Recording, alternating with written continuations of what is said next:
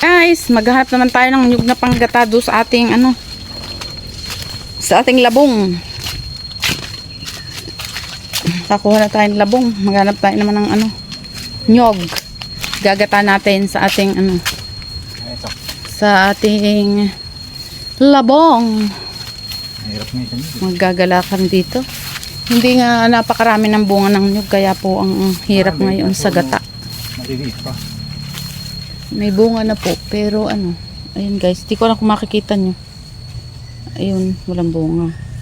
Ito guys, oh. Ito sa taas.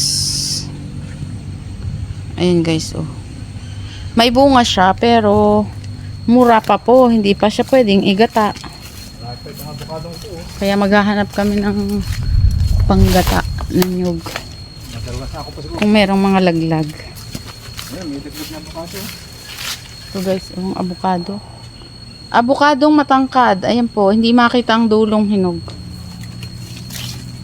Ayan, may laglag po din eh. Dire po oh. Ayan guys. Ito sa ilalim ng avocadohan. Diyan. May laglag tayo nakita. Kinuha ko na at Iban mo. Ari po yung mahihinog na. Hindi, dali mo na. Dali tayo dada. Mahihinog na ito. Ito isa. Ayan, kadalwa tayo ng hinog. Avocado. Lambot na yun.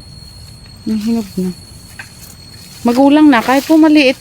Ito po isa labas lang ganito. Ang loob po nito maganda rin at makinis. Hindi po siya maugat. Ito po yung avocado. Ayan.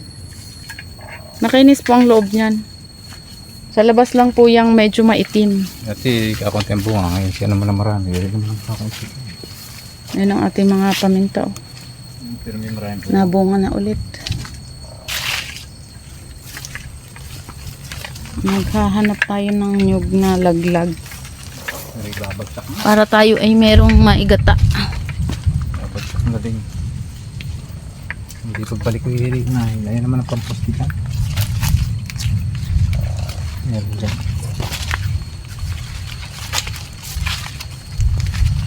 Dito yun. Ano natin, sinahulog na. Ay, nahulog na yung nahulog na ang paklang. Ilalagay ko sa bulsa ang ilalagay ko sa bulsa ang avocado. Yan guys, dito. Ayan, kasya ang dalawang avocado, oh. Ayan, dalawa. Ang dalawang avocado kasya sa aking bulsa. Ayan, guys. Bigay natin sa bulsa at nang para hindi malaglag. Ay, dati, oh.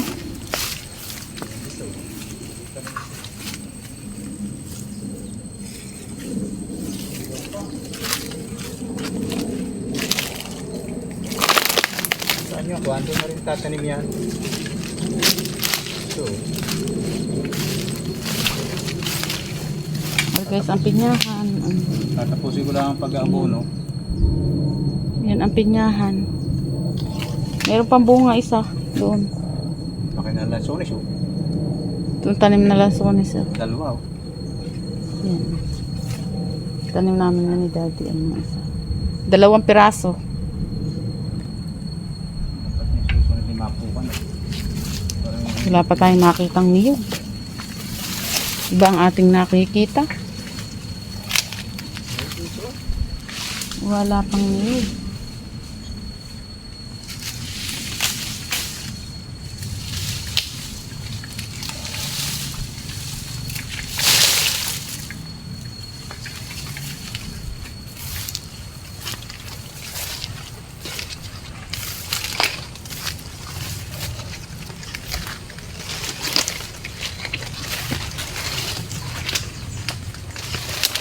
Pero ang isang piraso, hindi pa naman hinog, oh.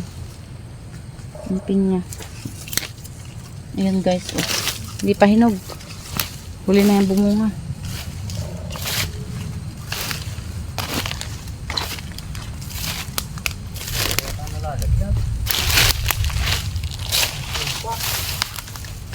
Hindi pa nalalaglag ang niyog na hahanapin. Nasa puno pa ho. Nasa puno pa ang niyog. Hindi pa ba makabagsak? Binugat, baka biglang malaglag yan.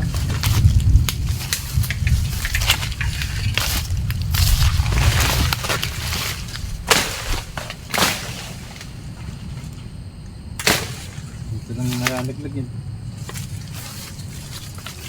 Hindi naman napulpo din. Kaya ito medyo inuwang. Ako tiyan naging bunga ng kape. Sino mo? Hindi siya lawad. Ito, madami-dami.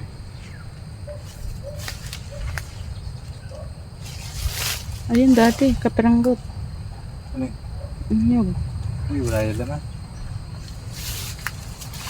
Galing siguro yan doon sa ako.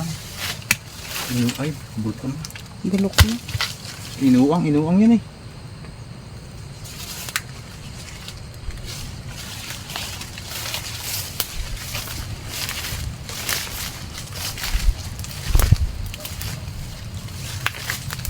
Ito, purmi lang maraming bunga rin to.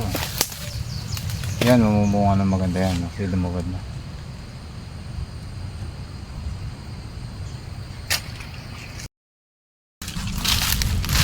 Ayun guys, oh may niyog. May igata. Ito oh. Ayan. Oh, diba? Meron na tayong maigata sa ating labong. Ayan oh. May panggata na sa isang sa labong. Ayun pa daddy, may isa pa doon. Dalawa ito. Ayun pang isa oh. Yan. Nakadalawa na tayo. Meron na tayong panggata sa ating labong. O diba? Hindi tayo bibili ng gata. Kasi meron na tayong panggata. Ayan guys. Meron na tayong panggata ng labong. Dito pa isa. Meron nga din yung ano na eh. Ang sibol ikataas na eh. Ng nyug eh. Ayan guys oh. Tataas na. Ere ang ating kukunin. Ere yung ayan guys oh. Ayan daddy, nakadalawa tayo.